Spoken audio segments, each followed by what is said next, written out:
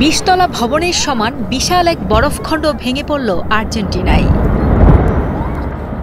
এই বরফখণ্ড এতটাই বড় যে তাতে রয়েছে প্রায় 6 কোটি লিটার পানি, যা দিয়ে প্রায় 2800 মানুষের এক বছরের পানির চাহিদা পূরণ করা সম্ভব। তবে এই বরফখণ্ড ভেঙে পড়া কারো জীবন বাঁচানো নয়, বরং বিশ্বের জন্য এক অশনি সংকেত হিসেবে মনে করছেন বিশ্লেষকরা, যার ফলে তলিয়ে যেতে শুরু করেছে দেশটির সমতল ভূমি। বার্তা সংস্থা রয়টার্সের প্রকাশিত এক প্রতিবেদনের তথ্য মতে বরফের খণ্ড ভেঙে পানিতে পড়ার প্রক্রিয়াকে বলা হয় ক্যালভিং।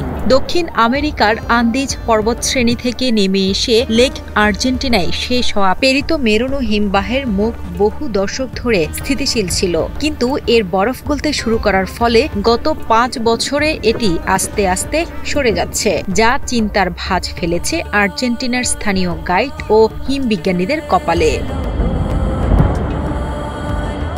গত 80 বছর ধরে এটি প্রায় এক জায়গায় ছিল, সেটাই ছিল অস্বাভাবিক। বর্তমানে এটি প্রতি বছর 1 থেকে 2 বর্গমিটার সমপরিমাণ বরফ হারাচ্ছে। এটি থামানো না গেলে ভবিষ্যতে বরফ গলার হার আরো দ্রুত হতে পারে বলে জানান আর্জেন্টিনার সরকারি বিজ্ঞান সংস্থার হিমবিজ্ঞানী লুকাস রুইজ। রুইজের সহ লিখিত ও আর্জেন্টিনার কংগ্রেসে উপস্থিত গত 2024 সালের একটি রাষ্ট্রীয় প্রতিবেদনে দেখা গেছে পেরিতো মেরোনো হিমবাহ গত 80 বছর মোটামুটি স্থিতিশীল অবস্থায় ছিল, তবে 2015 সালের পর থেকে সবচেয়ে দ্রুত এবং দীর্ঘ সময় ধরে কমতে শুরু করেছে হিমবাহটির বরফের ভর। এই সময়ে প্রতি বছরে গড়ে 0.85 মিটার করে বরফ হারাচ্ছে, গত 47 বছরে যা সবচেয়ে বেশি।